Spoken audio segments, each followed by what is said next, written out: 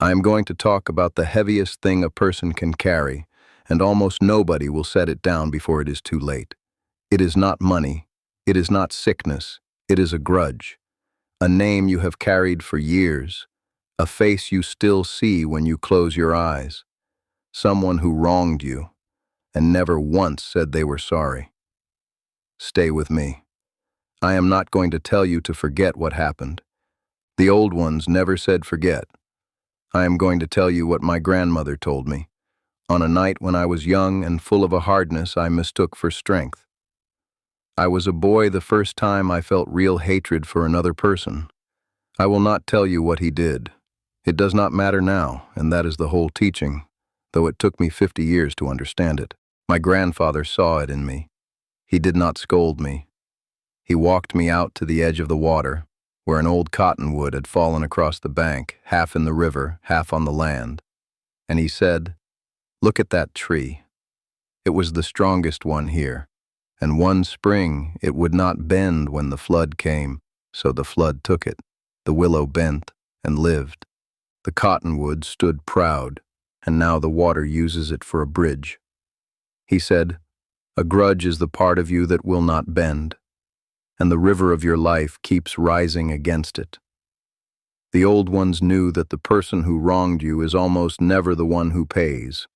You are the one who pays. You pay every morning you wake with the taste of it in your mouth. You pay every good day it quietly ruins from the inside. The one who hurt you is off living their life, and you have built them a house inside your chest and let them live there, rent-free, for 20 years. That is the first thing. The grudge does not punish them. It only punishes the one who keeps it.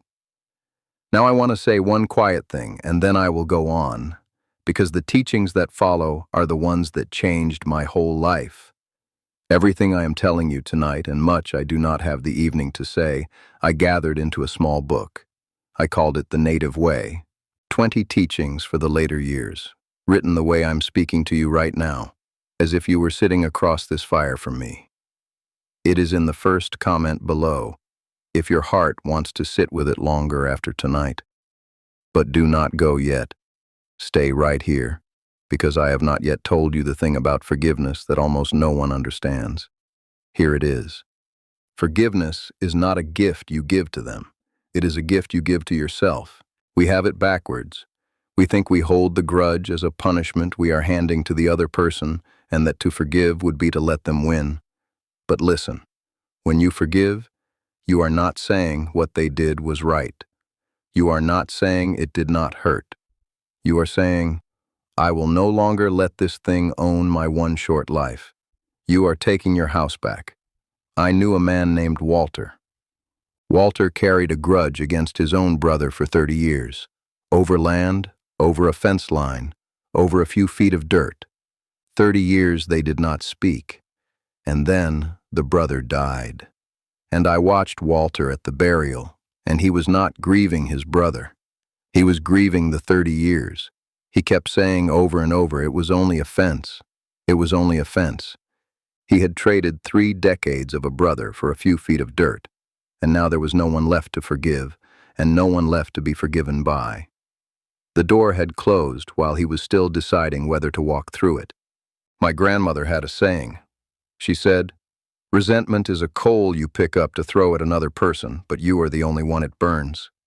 There was a woman in our family, my Aunt Ruth. Her husband left her when she was young, with 2 small children and a hard winter coming. She had every right on this earth to hate him until her last breath. And for a long time she did. But I remember her when she was old, and she had become one of the gentlest people I have ever known. And one day I asked her how. How did she put down a thing that heavy? She said, "I did not put it down for him. He never asked me to, and he never deserved it. I put it down because my arms were tired and I wanted to hold my grandchildren, and I could not do both. You cannot hold a grudge and a grandchild in the same arms. You cannot hold a grudge and a grandchild in the same arms. Sit with that one." The old ones knew that a hard heart does not stay in one room. You think you can hate one person and love everyone else the same. You cannot.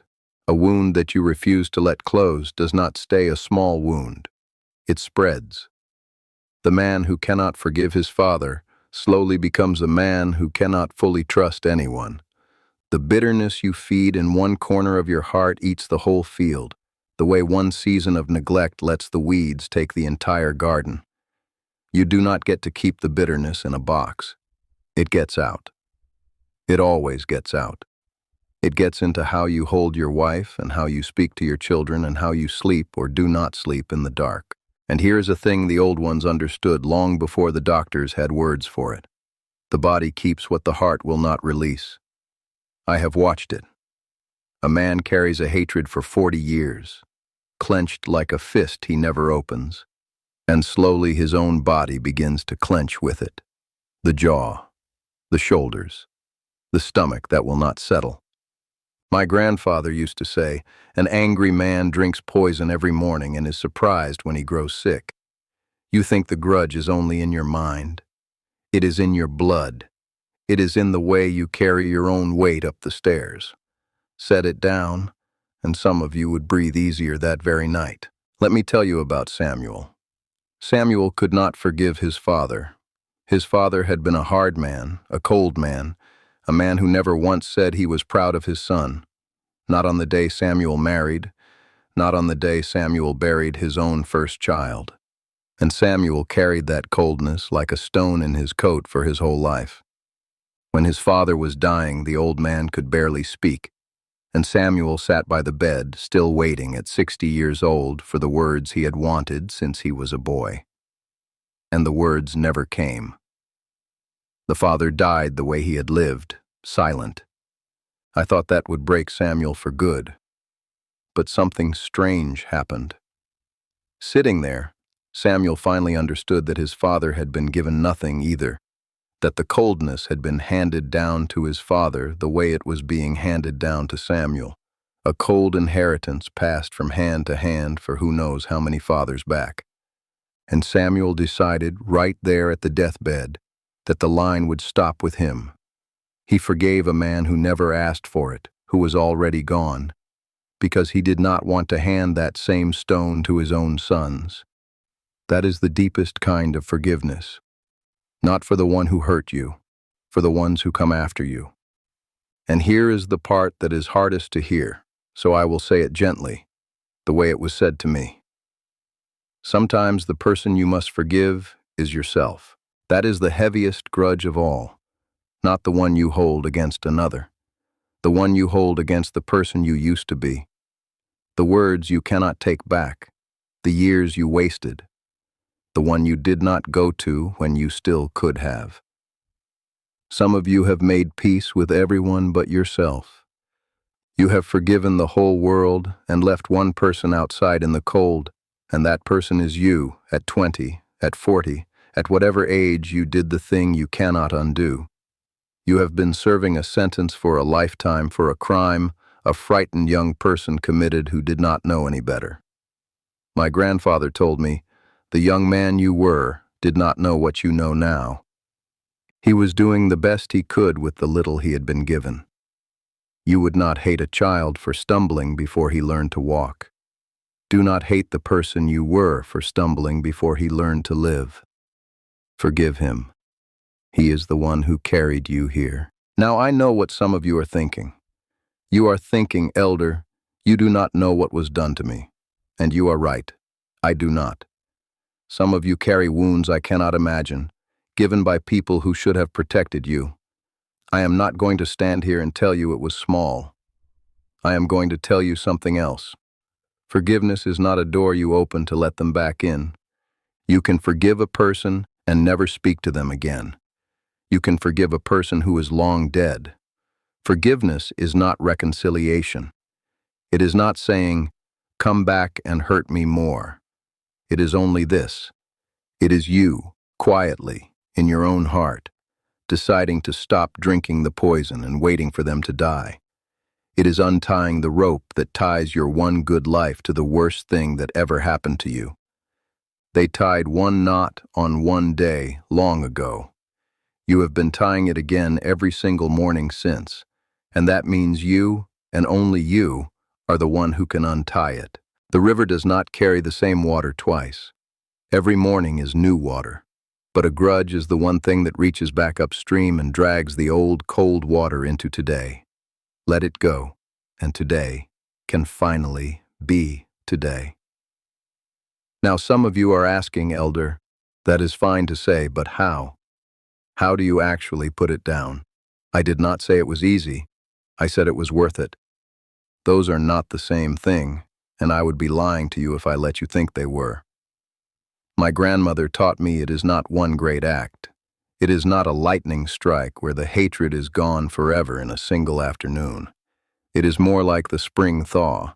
The ice does not break all at once. It gives a little in the warm part of the day, and it takes some of it back in the cold of the night, and you would swear nothing at all was happening.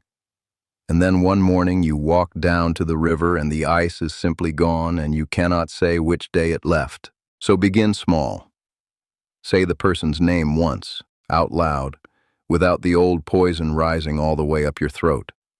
That is a thaw. Wish them, just once, not harm, but nothing at all, which is harder than wishing them harm. That is a thaw. Pray for them. If you are a praying person, even through your teeth, even when you do not mean one word of it yet, because my grandmother said the meaning comes to meet the words if you keep saying them long enough. That is a thaw too. There was an old woman in my grandmother's time. They called her Gray Willow, and they said she had forgiven a man who had done her a terrible wrong, a wrong that would have hardened most people for good. Someone once asked her how she had done such an impossible thing. And she said, I did it 10,000 times. Every time it came back to me, I set it down again. People think forgiveness is a door you walk through once. It is not. It is a path you walk every day. And one day you look up, and you have walked a long way from the place where they hurt you, and you did it one small setting down at a time. My grandmother gathered her teachings the way she gathered her herbs, a few at a time, tied in small bundles, hung to dry, kept for when they were needed. So let me gather these for you before I go. The grudge does not punish the one who hurt you. It punishes the one who keeps it. Forgiveness is not a gift to them. It is you taking your own life back. You cannot hold a grudge and a grandchild in the same arms. A hard heart does not stay in one room. The bitterness spreads until it eats the whole field, and the body keeps what the heart will not release. The deepest forgiveness is not for the one who hurt you, but for the ones who come after you, so the cold stone is not handed down again. And the heaviest grudge of all is the one you hold against the person you used to be. Forgive him too. He carried you here.